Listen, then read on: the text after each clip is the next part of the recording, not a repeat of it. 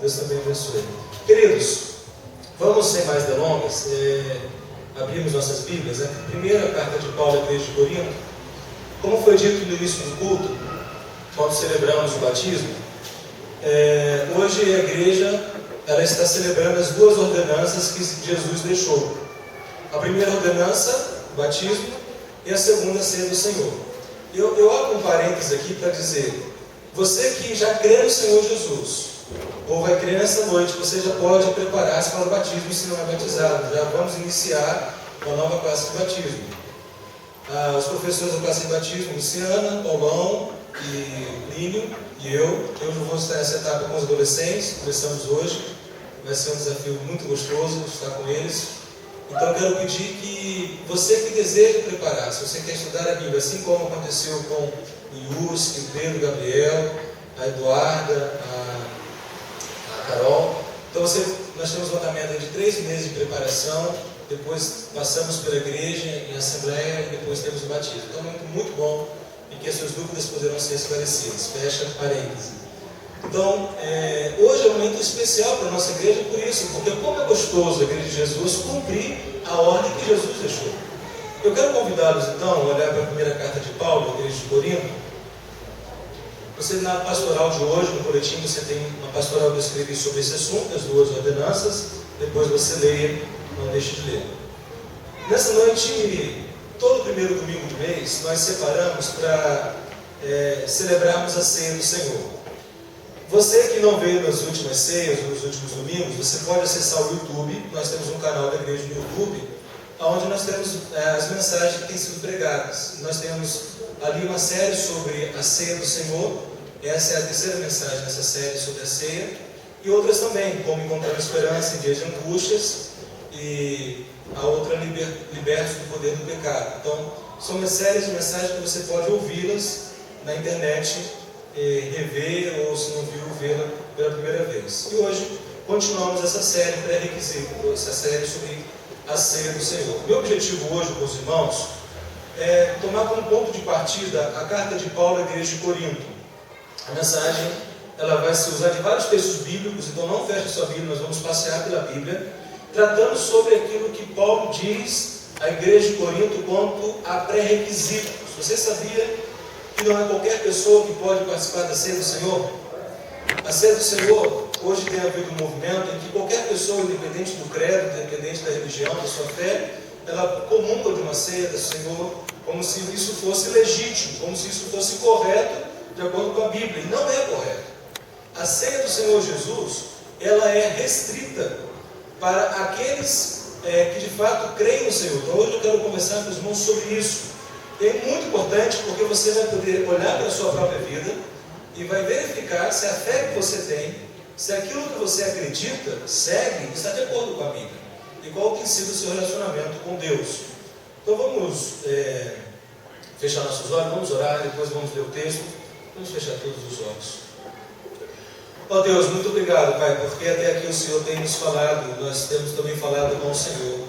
Obrigado porque já tivemos a alegria e o prazer de celebrarmos, ó Deus, o batismo, ó Pai amado, como cumprimento da ordem de Jesus.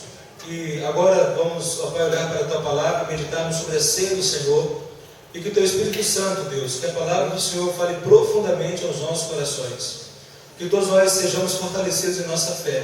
Ó Pai, que nós tenhamos uma fé bíblica, uma fé que lhe agrade, uma fé, ó Deus, que transforme a nossa vida, transforme os nossos sentimentos, e naquilo que temos pecado contra Ti, naquilo que temos falhado, Deus, que haja em nós humildade, arrependimento, confissão de pecados e a certeza do Teu perdão.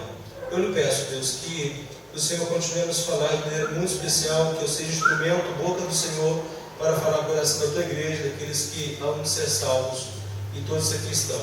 Em nome de Jesus, oramos. Amém.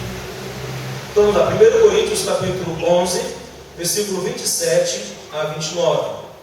O apóstolo Paulo estabelece aqui aquilo que nós estamos denominando como pré-requisitos. E através de diversos textos da Bíblia nós vamos analisar esses pré-requisitos bíblicos para cear. 1 Coríntios 11, 27 a 29, Paulo diz assim: por essa razão, quem comer do pão ou beber do cálice do Senhor de maneira indigna, será culpado de pecar contra o corpo e o sangue do Senhor. Examine, pois, o homem a si mesmo, e dessa forma coma do pão e beba do cálice. Pois quem come e bebe sem ter consciência do corpo do Senhor, come e bebe para a sua própria condenação. Está muito claro que é necessário um autoexame. Eu já preguei sobre isso, a igreja já aprendeu esse assunto. É necessário que, ao estarmos diante a ceia do Senhor, olhemos para a nossa vida, olhemos para aquilo que professamos, aquilo que falamos que acreditamos, e façamos um autoexame. Eu quero pensar com isso sobre os irmãos, que você possa fazer um autoexame na tua vida. E é basicamente 4 requisitos que a Bíblia nos coloca como imprescindíveis, fundamentais, para que você participe da ceia do Senhor Jesus. O primeiro requisito que a palavra de Deus nos estabelece é que eu preciso avaliar se eu já fui regenerado. Examine-se, eu já fui regenerado, porque participar da ceia do Senhor Jesus, como já foi dito, não é um momento para todos, dependente do seu credo, dependente da sua religião, mas participar da ceia do Senhor Jesus só é possível àqueles que tiveram a experiência do novo nascimento. Quando a palavra de Deus nos fala sobre regeneração, eu fui regenerado, o que é isso? O que é regeneração? Regenerar é gerar de novo. Deus soberanamente faz com que nós nasçamos de novo, que o pecador perdido, ao ouvir o Evangelho de Deus e sendo convencido pelo Espírito de Deus, reconhecendo o seu pecado diante de Deus, então ele confessa, ele crê no Evangelho, Deus produz, Deus é quem faz o novo nascimento. Vamos abrir nossa Bíblia lá no Evangelho de João capítulo 3, versículo 3 e 6. Vamos lá, vamos folhear a Bíblia. A mensagem de hoje ela é uma mensagem que segue uma linha não tão expositiva como faço, mas ela vai usar vários textos que trabalham o mesmo assunto.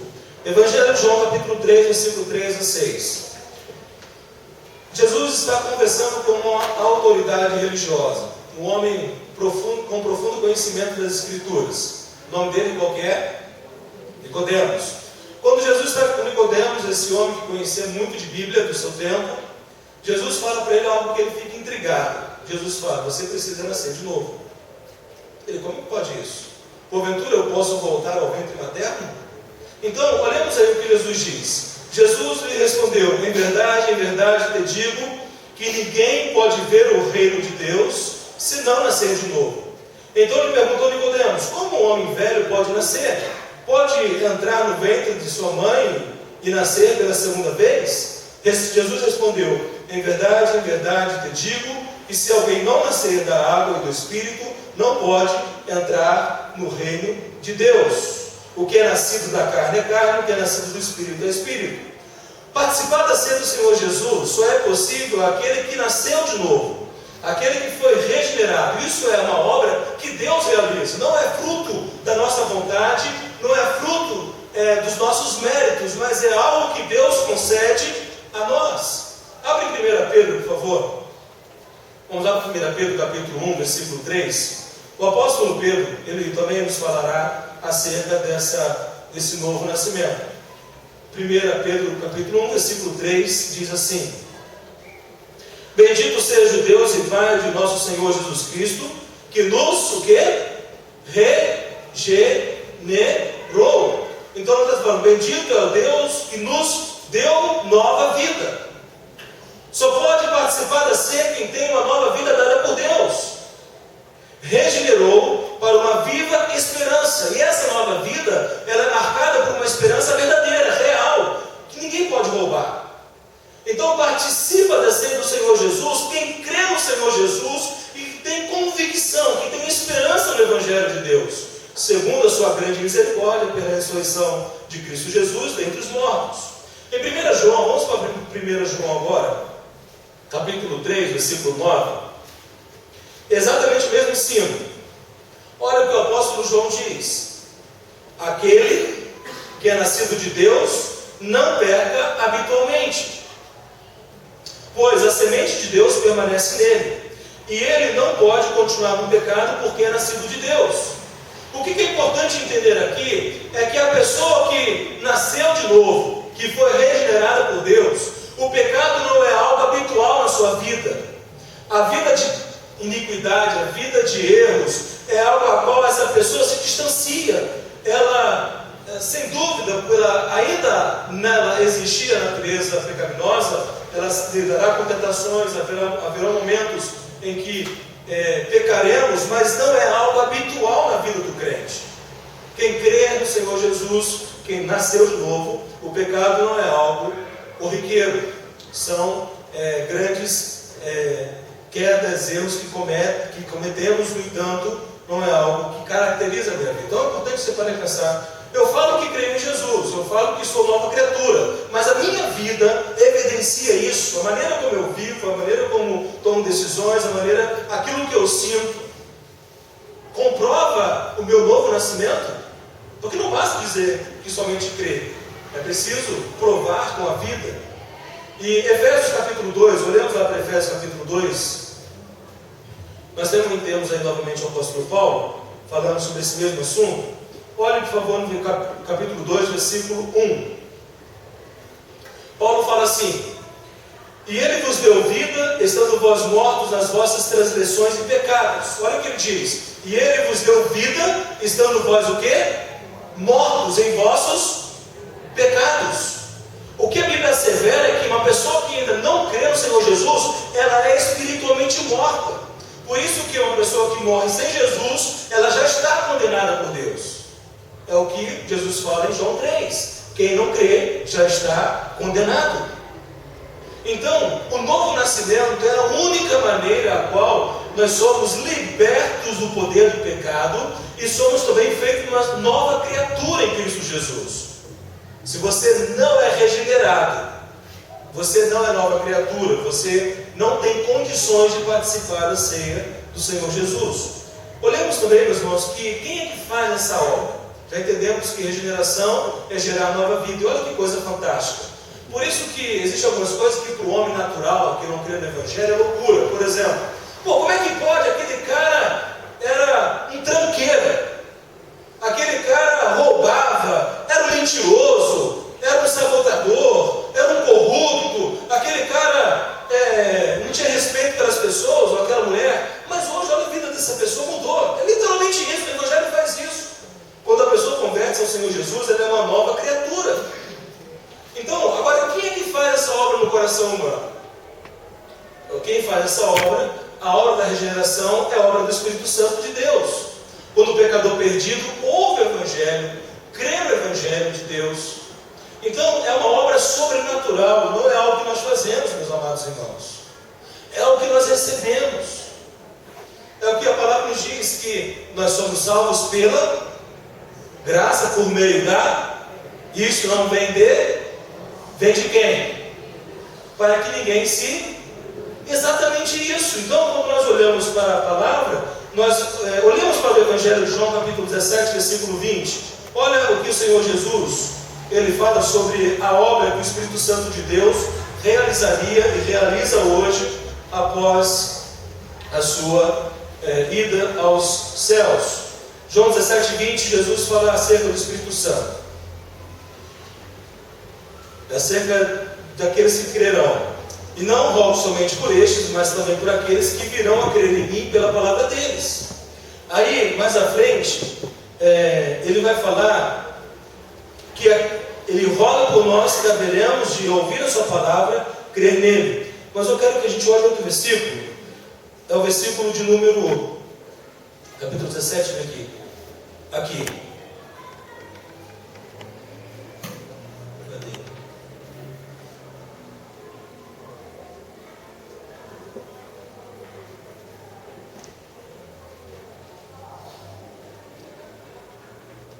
Eu me perdi aqui. Capítulo 16.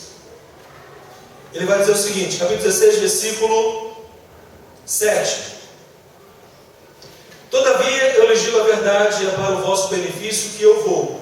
Se eu não for, o Consolador não virá a vós, mas se eu for, eu os enviarei, eu o enviarei.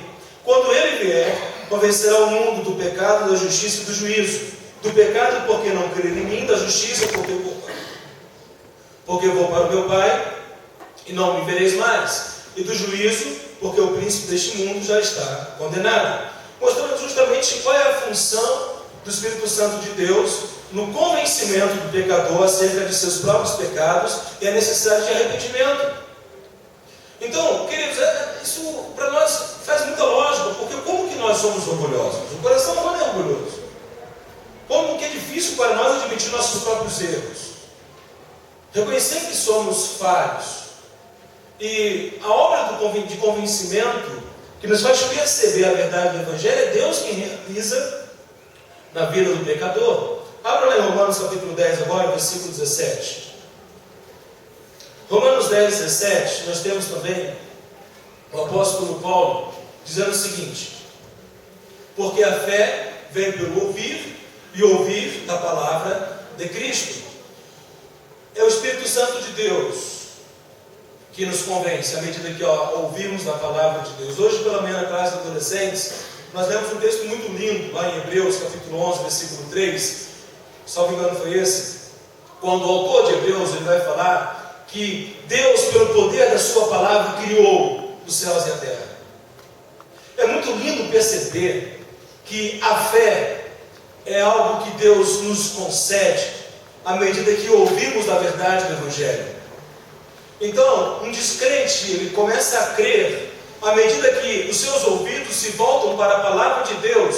E quando nós olhamos para diversos textos da Bíblia, é pelo poder da palavra de Deus que Deus faz todas as coisas. E a nossa salvação, a conversão do pecador que está perdido, é verdadeira porque Cristo, Deus, ao ouvirmos a palavra de Cristo, o Espírito Santo de Deus vai ministrando aos nossos corações, abrindo nossos olhos e façamos com que, à medida que ouvimos, possamos, em nosso interior, em nosso ser, crer, receber a palavra. Lá no Evangelho, mas no livro de Tiago, abra lá em Tiago, por favor. Tiago, capítulo 1, nós também temos um outro texto da palavra de Deus que nos mostra acerca dessa obra que o Espírito de Deus faz. Tiago, capítulo 1, versículo 18 e 21, diz assim: segundo a sua vontade, Ele nos regenerou pela palavra da verdade, para que fôssemos como os primeiros frutos de suas criaturas. Ele nos gerou pelo quê? Pela palavra da verdade. Agora mais um pouquinho, veja 1 Pedro, capítulo 1, versículo 23. 1 Pedro 1, 23 diz o quê? Ao ser insultado, não retribuiu o insulto quando sofria, não ameaçava, mas entregava-se àquele que julga com justiça. 1 Pedro 1, 23, 2, 23, li errado. Fostes regenerados, não de semente perecível, mas imperecível, pela palavra de Deus que vive e permanece. Fostes o quê? Gerados, não de semente, regenerados, não de sementes perecíveis. A regeneração, ser gerado de novo, o novo nascimento, é a obra que Deus faz em nossa vida. Quando ouvimos o Evangelho da verdade, a palavra de Deus, e Deus ele produz essa obra no nosso coração, quando assim, ao ouvirmos, cremos e tomamos uma decisão de crer em Jesus. Por isso que nós sempre falamos, tome uma decisão em crer em Jesus. Qual é a sua decisão por Jesus? É muito importante isso. Agora, irmãos, vejam só, nós estamos entendendo quem é que faz tudo isso. Isso não é fruto da nossa ação, não é fruto do nosso querer, como se fosse possível a nós mesmos, por nosso próprio mérito fazê-lo, mas é o que Deus faz. Mas para que eu receba isso, o que precisa acontecer na minha vida? E a única maneira a qual eu posso ser regenerado é por meio do arrependimento. A regeneração é a obra de Deus em nossas vidas, que Deus faz pelos méritos de Cristo Jesus, mas é requerido de nós que nos arrependamos. E o que é arrependimento? Falamos muito disso. Arrependimento não é remorso. Arrependimento é mudança. Mudança de quê? Mudança de pensamento, de sentimentos, de atitudes em relação a Deus e a sua palavra. Uma pessoa que arrependeu-se de seus pecados, que reconhece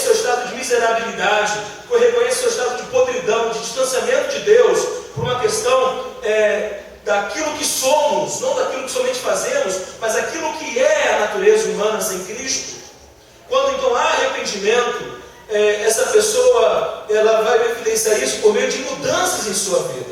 Então o que é muito importante você parar e pensar, é muito importante você parar e pensar o seguinte: na minha vida hoje eu evidencio arrependimento, porque arrependimento não é tão somente algo único, histórico, no sentido de que eu não preciso prosseguir uma vida à medida que eu reconheço que eu me arrependa, mas é algo que deve ser contínuo, uma mudança contínua, que se expresse de uma maneira, na maneira como eu vivo.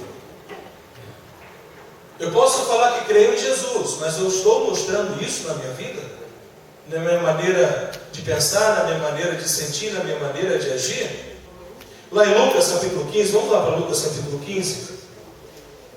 Aqui no Evangelho, Lucas vai nos mostrar o quanto que é necessário que haja essa mudança. Lucas 15, 18.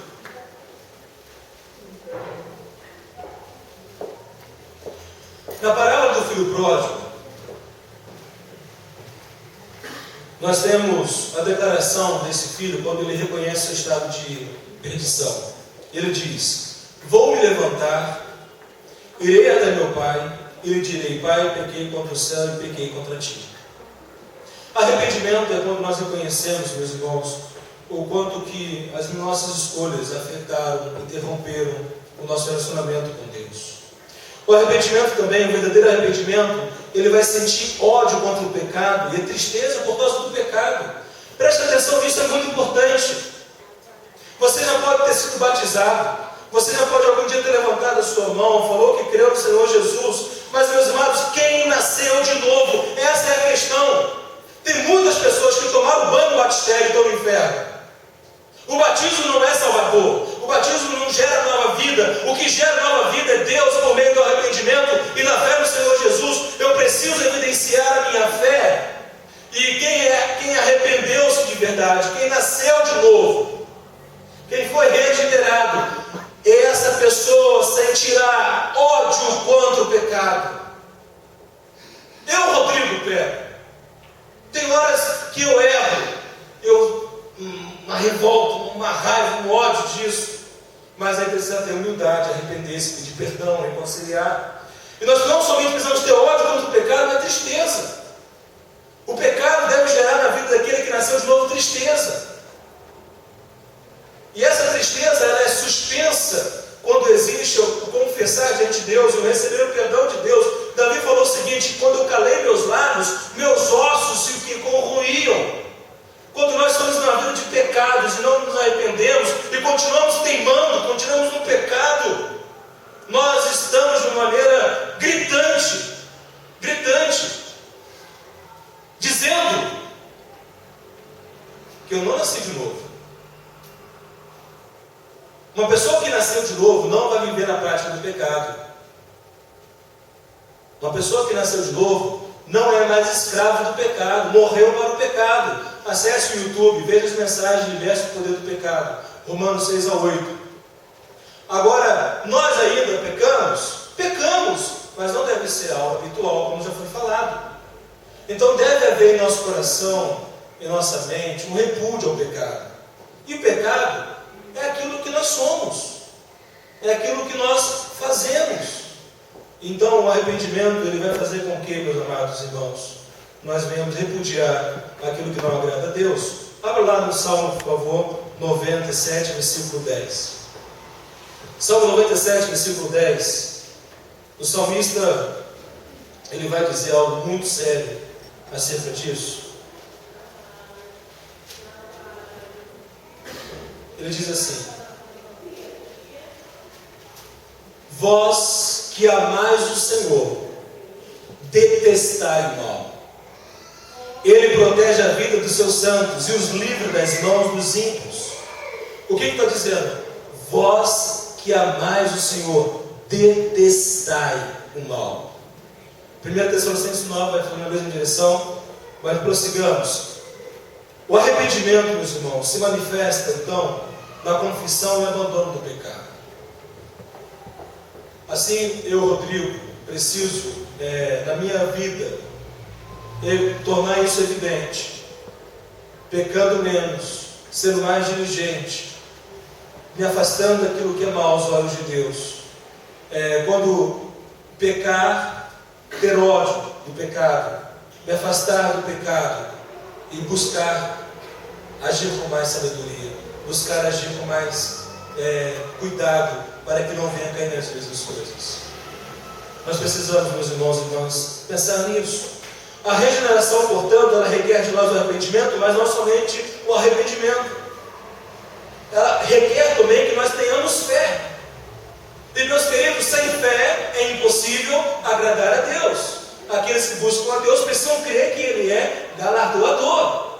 E aqui é algo lindo, porque é o seguinte: o lance é que, à medida que a palavra de Deus mostra a nossa miserabilidade, a nossa pecaminosidade, mas o Evangelho de Deus, a graça de Deus, mostra o seu grande amor, e por causa dos méritos do Senhor Jesus, por aquilo que Jesus Cristo fez por nós na cruz. E em Cristo Jesus nós morremos para o pecado, então eu tenho condições de me erguer, levantar a cabeça e caminhar. Nós que cremos em Jesus, nós somos um povo que vive de cabeça baixa. Nós que cremos em Jesus somos um povo que temos uma fé viva, uma esperança real, a certeza de que Deus em Cristo Jesus já me perdoou de todos os pecados e me purificou de toda injustiça. E essa fé, meus amados irmãos e irmãs, ela consiste justamente então no abandono da confiança em nós mesmos. Quando eu tenho fé no Senhor Jesus, eu paro de confiar em mim mesmo. Eu me lanço sem reserva nas mãos de Deus, dependendo inteiramente da obra salvadora de Cristo. Nós precisamos viver essas verdades bíblicas no nosso dia a dia. São as tensões no trabalho, as preocupações com a vida, as preocupações que temos no lar, os conflitos que encaramos. Nós precisamos abandonar a nossa autoconfiança e confiarmos totalmente na suficiência de Cristo Jesus. Abra em João 3, por favor. João 3, 16, 18. O Senhor Jesus, conversando com esse erudito da lei de seu tempo, Nicodemos, Jesus ele vai falar aquilo que já é conhecido. Ele diz o texto áureo da Bíblia, aquilo que denominamos como tal. Versículo 16 diz assim: porque Deus amou tanto o mundo, que deu o seu Filho unigênito, para que todo aquele que nele crê não pereça, mas tenha a vida eterna. Pois Deus enviou o seu Filho ao mundo, não para que julgasse o mundo, mas para que o mundo fosse salvo por meio dele. Quem nele crê não é condenado, mas quem não crê já está condenado, pois não crê no nome do unigênito Filho de Deus. Quem está dizendo isso? Quem que declara isso? É Jesus. É o próprio Deus encarnado. É Jesus Cristo quem está afirmando que Ele não veio para condenar, mas Ele veio para salvar. Então, enquanto aguardamos a segunda vinda de Jesus, é dado a nós a bênção, o privilégio do arrependimento, da fé nele, da sua obra salvadora. E quando nos arrependemos e cremos em Jesus, nós temos segurança. Não somos um povo que vive, irmãos, naquela suspensão, naquela possibilidade, talvez, quem sabe, se eu tiver merecimento, se eu fizer por tal, se eu fizer por merecer, eu recebo. Não, no Evangelho não há isso. O Evangelho de Deus nos dá total segurança de que em Cristo Jesus eu sou nova criatura. Em Cristo Jesus eu já morri para o pecado. Em Cristo Jesus eu tenho condições de obedecer ao meu Deus. Em Cristo Jesus eu sou mais do que vencedor. Isso é o quê? Isso é fruto da regeneração. Como é bom, meus amados irmãos. Nós não precisamos mais viver escravos. Então o primeiro exame que você precisa fazer é esse exame. Eu sou regenerado. A minha maneira de viver comprova que eu sou uma nova criatura. Porque se a tua maneira de viver não comprova, eu preciso você parar e pensar. Que pode ser que você já tenha sido batizado, pode ser que você já tenha feito profissão de fé, mas verdadeiramente houve um novo nascimento?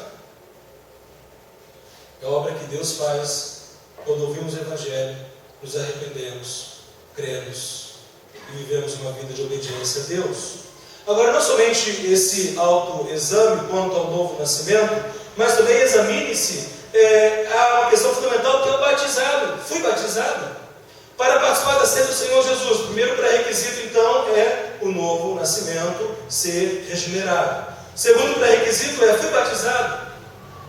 Não há na Bíblia nenhum texto que diz assim: você só pode tomar ceia depois que for batizado. Não temos nenhum texto na Bíblia que nos afirma dessa forma. Mas nós temos na Bíblia muitas narrativas, muitas histórias que nos mostram que aqueles que participavam da ceia do Senhor foram batizados. Os discípulos de Jesus foram batizados por João Batista.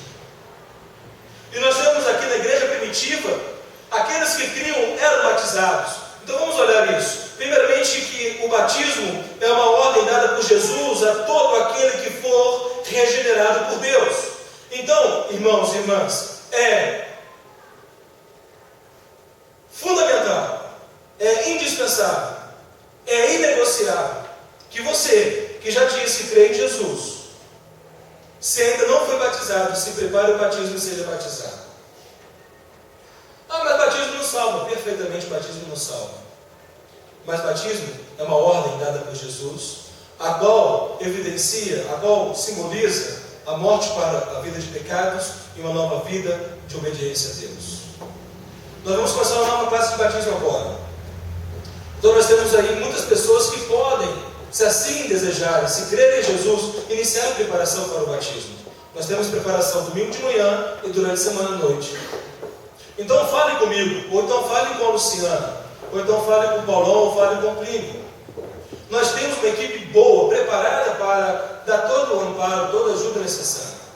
Então, meus queridos irmãos, a grande comissão de Jesus fala: toda a autoridade me foi dada nos céus e na terra. Portanto, ide fazer discípulos de todas as nações, batizando-os em nome do Pai, do Filho e do Espírito Santo, ensinando-os a observar todas as coisas que vos tenho mandado.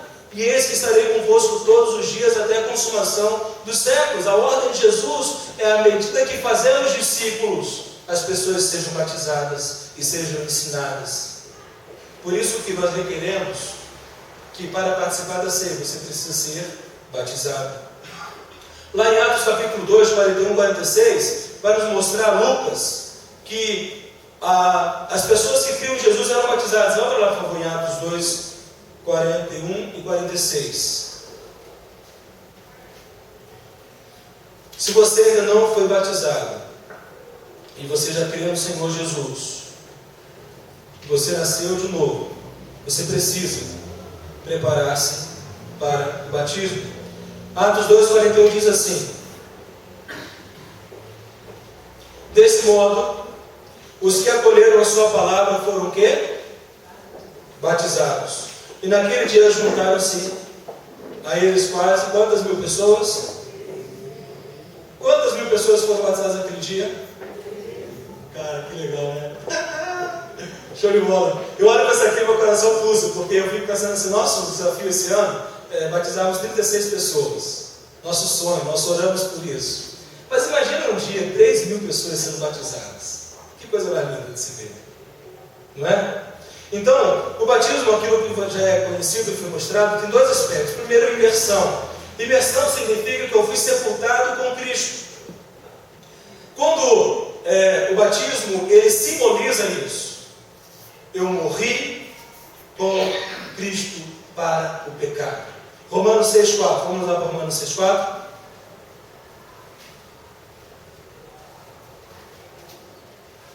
Romanos 6,4 diz assim: portanto, foram sepultados com ele na morte pelo batismo, para que, como Cristo foi ressuscitado dentre os mortos, pela glória do Pai, assim andemos nós também em novidade de vida. Mostrando justamente isso: foram sepultados com quem? Com Cristo, para andarmos em novidade de vida.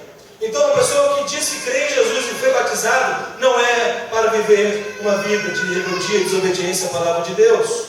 E a imersão, o que é a imersão? É ressuscitados para uma nova vida. Abra lá em Colossenses, capítulo 2, versículo 12.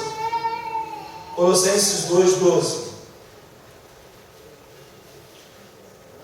A palavra de Deus diz assim, 2, 12.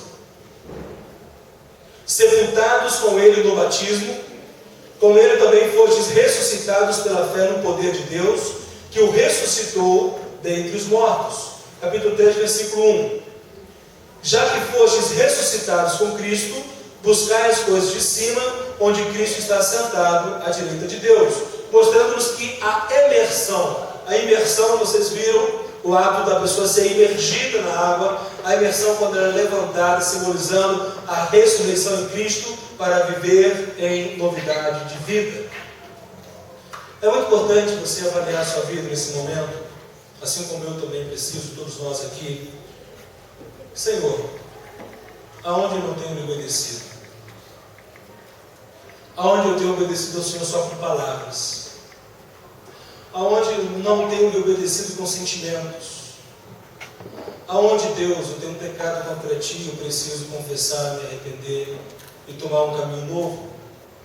Meus amados irmãos, fui batizado, esse exame, o segundo exame, que é a questão do terceiro requisito, isso é muito interessante, porque anda na contramão da tendência dos dias atuais. Examine-se enquanto sou membro da igreja. Como assim? Não está na Bíblia que diz que eu preciso ser membro da igreja para participar da ceia do Senhor. Nós temos evidências claras, quando olhamos para as Escrituras, o relato da igreja no Novo Testamento, das igrejas do Novo Testamento. O batismo, meus irmãos, a ceia do Senhor, é uma ordenança que Jesus deu a quem? Deu a quem? Deu a quem? Aos discípulos. É uma ordenança que Jesus deu a uma comunidade. É uma ordenança dada a uma igreja local. A ceia do Senhor não é algo para ser celebrado individualmente. Não faz sentido bíblico, teológico, tomar uma ceia sozinho. Porque ceia do Senhor é comunhão com Deus e com a igreja de Deus, com o povo de Deus, com a comunidade dos salvos. Então, a comunidade daqueles que foram regenerados. É uma ordenança da igreja, observada por igreja de Cristo como tais. Lá em Atos 2, 46 e 47 mostra-nos isso, e 27 também nos mostra essa mesma verdade. A igreja está crescendo, havia uma comunidade reunida de algumas milhares de pessoas, e eles se reuniam para celebrar a ceia do Senhor Jesus. Então, a ceia do Senhor Jesus é um símbolo da comunhão da igreja. 1 Coríntios capítulo 10, versículo 17, vamos lá, 1 Coríntios 10, 17.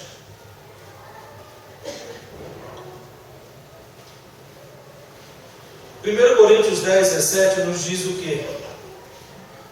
Há somente um pão, e nós, embora muitos, somos um só corpo, pois todos participamos do mesmo pão. Há somente um pão, embora sejamos muitos, todos participamos do mesmo pão. A ceia do Senhor é esse momento tão lindo que temos aqui. Olha que coisa boa, queridos. Quantas famílias aqui presentes? Pessoas que tomaram uma decisão de fé, foram regeneradas por Deus.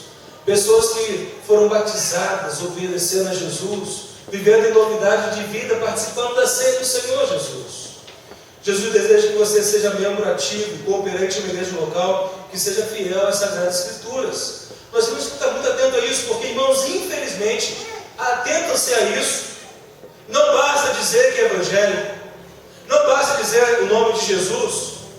Quantos falsos evangelhos têm sido, hoje em dia, extremamente danosos à fé? Paulo já advertiu a igreja na Galácia quanto a esse respeito. Paulo diz: estou tão admirado que tão depressa vocês têm abandonado o evangelho que foi anunciado a vocês. Como é que pode isso? Vocês abandonaram o verdadeiro evangelho para seguir outro evangelho que não é de Deus. E como? Mesmo que um anjo chegue diante de vocês e anuncie o evangelho que vai além do que eu vos anunciei, que seja maldito. O apóstolo Paulo dizendo às igrejas na cidade da Galácia. Gálatas capítulo 1, nós precisamos nos atentar ao fato de que uma igreja verdadeira de Jesus é aquela igreja que faz discípulos de Jesus, é aquela igreja que é fiel à sã doutrina, às escrituras sagradas. Não basta ter placa de igreja evangélica. É preciso verificar se a doutrina ensinada é bíblica, se existe a obediência, a observância à palavra de Deus. E o desejo de Deus é que você seja um membro ativo, cooperante. Meus amados, como é importante nós todos juntos, unidos, trabalhando. Como é bom, como é gostoso. Deus tem dado um tempo tão bondoso, tão amoroso para a nossa igreja. Nós temos dezenas e dezenas de pessoas trabalhando incansavelmente. Cada vez mais Deus tem acrescentado e há muitas necessidades. Nós temos trabalho para todo mundo. Basta que você se reconheça como servo de Jesus. E uma coisa que eu gosto de colocar é: na igreja de Deus não há voluntários. Ninguém aqui é voluntário. Embora a linguagem mercadológica, a linguagem sociológica para esse trabalho é voluntariado, mas na igreja de Deus não há voluntários. Na igreja de Deus há escravos e escravas de Jesus. Sabiam disso? Servos doulos. Nós somos escravos uns dos outros. E como é bom isso. Não há maioral na igreja de Jesus. Todos nós estamos debaixo da autoridade de Jesus. Ele é o cabeça da igreja. E servimos uns aos outros conforme dons, talentos, habilidade que Deus nos dá, e nós nos completamos. É tão lindo isso. É tão lindo. Então, eu quero convocar você, meu querido, minha querida. Vamos juntos trabalhar, vamos somar nossas forças. Se você ainda não é membro da igreja, você tem congregado conosco, tem visto a seriedade da primeira igreja batista em Pompeia, e deseja, não, realmente eu preciso me firmar, eu quero ser membro, me procure e fale: pastor, o que eu preciso fazer para ser membro da igreja? Vamos continuar juntos, trabalhando mais. Está tão bonito o que Deus está fazendo. Então, meus irmãos, sou membro da igreja, e o quarto exame é aquilo que já foi dito ao longo da mensagem: examine-se ando ordenadamente. E aqui é um desfecho de tudo que foi falado, porque a palavra de Deus requer que nós que cremos no Senhor Jesus sejamos discípulos que lhe obedeçam. Jesus, em João capítulo 14, versículo 21, fala o seguinte: quem me ama conhece os meus mandamentos e obedece. É aquilo que falamos, há muito crente cabeção. Crente cabeção, o que é? Conhece muito de Bíblia, mas quando vai olhar a vida, falta prática. Jesus não quer que a igreja dele seja formada de crentes somente com conhecimento, mas com vida, com prática. E nós precisamos, amados irmãos, olhar o seguinte: que ando ordenadamente. A primeira questão é que a conduta imoral, uma pessoa que vive uma vida de imoralidade, ela não deve participar da ceia do Senhor Jesus. Uma pessoa que vive uma vida de promiscuidade sexual, de moralidade sexual, ela não tem direito de participar da ceia do Senhor Jesus. O apóstolo Paulo, quando escreve para a igreja de Corinto, ele vai tratar quanto à realidade de haver ali um homem que tinha relações sexuais com a sua própria madrasta. E a imoralidade sexual era algo gritante naquela igreja. E Paulo, então, ele vai dizer algo muito sério. Ele fala: não vos associeis, tirai dentre vós a esse inimigo.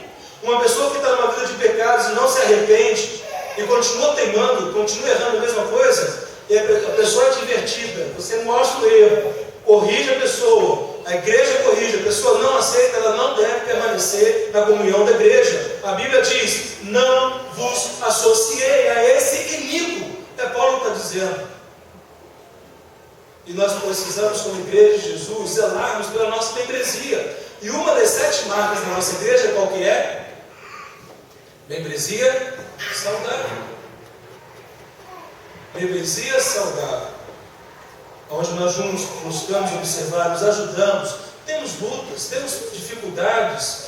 Todos somos nós tentados, mas existe um tratamento, existe crescimento, existe evolução no sentido de obediência à palavra. Segunda questão é que desobediência às ordens de Cristo. Segundo Tessalonicenses 3, 6 a 15, Paulo vai falar: vos aparteis, lembra como vocês? Vos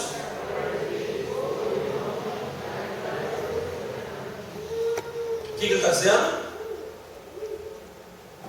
Aparteis de todo homem que anda desordenadamente. A ceia de Jesus é algo muito sério, meus irmãos, porque ela simboliza a morte e a ressurreição de Jesus, e a praticaremos até que Cristo Jesus volte.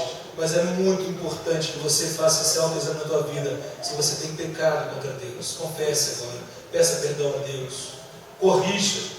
e participe da ceia. Não permaneça na postura de pecados.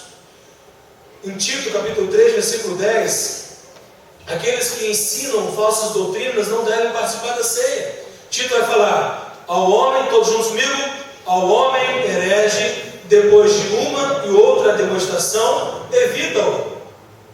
Pessoas que são repreendidas na palavra de Deus, que são confrontadas com seus pecados e permanecem no erro, permanecem no pecado, não querem mudanças de vida, precisam ser disciplinadas, precisam ser apartadas da comunhão da igreja.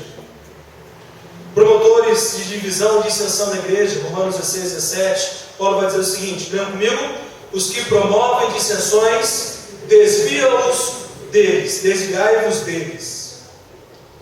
É isso também, pessoas que promovem contendas dentro da igreja, pessoas que são fofoqueiras, que falam mal da vida alheia, que tudo tem algo ruim para falar de alguém. Essas pessoas que não se arrependem e não mudam, devem ser tiradas da igreja.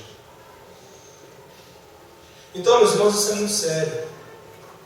Quando a palavra de Deus nos mostra acerca de tudo isso, são pré-requisitos que a palavra de Deus estabelece para que sejamos participantes da ceia do Senhor. Então, quando nesse momento nós vamos participar da ceia, os pré-requisitos para ceiar, é necessário que então você faça esse autoexame. O primeiro exame a ser feito: eu sou regenerado? Eu sou verdadeiramente nova criatura? Pode ser que hoje eu esteja numa condição de afastado da comunhão da igreja, mas quem é nova criatura é nova criatura. Não tem como uma pessoa nascer de novo, morrer, nascer de novo, morrer, nascer de novo, morrer. A teologia pentecostal ensina isso. Nasce, morre, nasce, morre, nasce, morre, nasce, morre, nasce, morre. É um erro teológico, bíblico. Quem nasceu de novo, nasceu de novo. Quem é nova criatura, é nova criatura. Agora, nova criatura precisa andar ordenadamente. Então, se você já nasceu de novo de verdade, você é filho de Deus, você é filha de Deus. Mas se está em erro, está em pecado, confesse a Deus agora, peça perdão a Deus. Senhor, tem misericórdia de mim. Eu creio no Senhor, confio na Tua palavra, eu amo o Senhor, mas eu não tenho provado isso na minha vida. Me perdoe, Deus. Então, fui regenerado, fui batizado. O batismo bíblico que os irmãos testemunharam nessa noite. Se você não é batizado, prepare-se para o batismo. Sou membro da igreja. É muito importante você estar em comunhão com a igreja de Deus, ser membro de uma igreja, participar, ser ativo. E aqui eu quero fazer um convite. Você que crê em Jesus, você que foi batizado, está vivendo uma vida de testemunho cristão, nós convidamos vocês que não são membros da igreja a participar da ceia. Então, você que crê em Jesus, foi batizado com a família Manda e está vivendo uma vida de testemunho cristão, é convidado a participar da ceia. Não somente os membros da igreja, mas todos que creem em Jesus, foram batizados e dão um testemunho como participam da ceia conosco. Não há nenhum erro nisso. Mas você precisa firmar-se, congregar, ser membro. Como isso é importante. Como é bom. E ando ordenadamente. Eu estou realmente obedecendo ao Senhor Jesus. Vamos orar agora. Eu quero convidá-lo a fechar seus olhos. Nós vamos orar ao Senhor. Eu quero convidá-lo a confessar a Deus os seus pecados, pedir perdão a Ele, de você fortalecer o seu amor. Vamos orar, Senhor. Deus, Pai querido, obrigado porque, como é bom sabermos que os méritos são exclusivamente de Jesus. Obrigado, Pai, por sabermos que o Senhor já providenciou tudo para que gratuitamente recebêssemos, ao Pai amado, o Teu perdão, a Tua salvação. Obrigado, Deus, porque nós, nessa noite, podemos olhar para a Tua palavra, ter nossa fé fortalecida nas Escrituras. E estamos certos, ó Pai, conscientes de que, ó Deus, o Senhor fez a obra da regeneração em nossa vida. O Senhor nos gerou de novo. O Teu Espírito Santo nos convenceu do pecado, da justiça e do juízo. Quando ouvimos a verdade do Evangelho, ó Deus, obrigado por isso, Pai. Nós não merecemos, eu não mereço. O que eu mereço, Pai, sem Cristo, era a condenação eterna. O Senhor me amou e me salvou. Eu te agradeço, Pai, porque é uma dívida impagável. Obrigado porque Jesus pagou a minha dívida. Ó Deus, eu quero te agradecer porque o Senhor me dá a alegria de um dia, Pai, quando eu ainda era ó Pai, pequeno, como o Iusco, ó Deus, uma criança eu fui batizado. Obrigado, Deus, porque desde então, da minha infância, eu tenho seguido as sagradas letras, ó Pai, não por mérito, mas tão somente por Tua graça e misericórdia. Obrigado, Deus, porque o Senhor tem conservado a minha vida, apesar de mim, apesar de meus pecados, de meus erros, o Senhor tem me conservado. Continue, Pai, pela Tua graça e misericórdia, cuidando de minha vida, de minha família, de Sua igreja, Senhor. Obrigado, Pai, porque como é bom ser membro da Sua igreja. Como é bom ter irmãos e irmãs em Cristo. Como é bom podermos chorar uns com os outros. Como é bom podermos, ó Pai, confessar nossas culpas uns aos outros.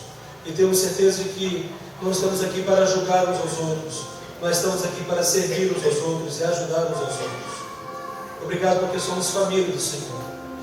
Obrigado, Pai. Obrigado porque o Senhor nos capacita a obedecer. Obrigado porque os Teus mandamentos não são penosos. Obrigado, Deus, porque se vivemos em obediência, é porque Tu concede graça suficiente para isso. A Tua graça nos edifica, a Tua graça nos faz crescer, a Tua graça nos faz, ó Pai, sermos homens e mulheres que podem andar ordenadamente nesse mundo. Obrigado por esse momento que a Tua igreja vai celebrar a Tua ceia, a ceia do Senhor Jesus. Obrigado, Deus. E, ó Pai, assim o fazemos, crendo, esperando a volta de Jesus. Ó Pai, quão bom e quão maravilhoso será aquele dia em que Jesus voltará para nos buscar. Jesus voltará para consumir, ó Pai, para dar fim, ó Deus, a toda essa iniquidade que existe no mundo. Obrigado, Pai. Obrigado porque aguardamos a vinda do nosso Salvador Jesus. Em nome de Jesus, oramos e agradecemos. Amém. Então você que crê no Senhor Jesus, que foi batizado, que é membro da igreja, ou está em comunhão, dando bom testemunho, e anda uma vida ordenada, eu quero convidá-lo a colocar-se em pé, participar da ceia do Senhor. Se você reconhece que tem falhado, pecado com Deus, e é nova criatura,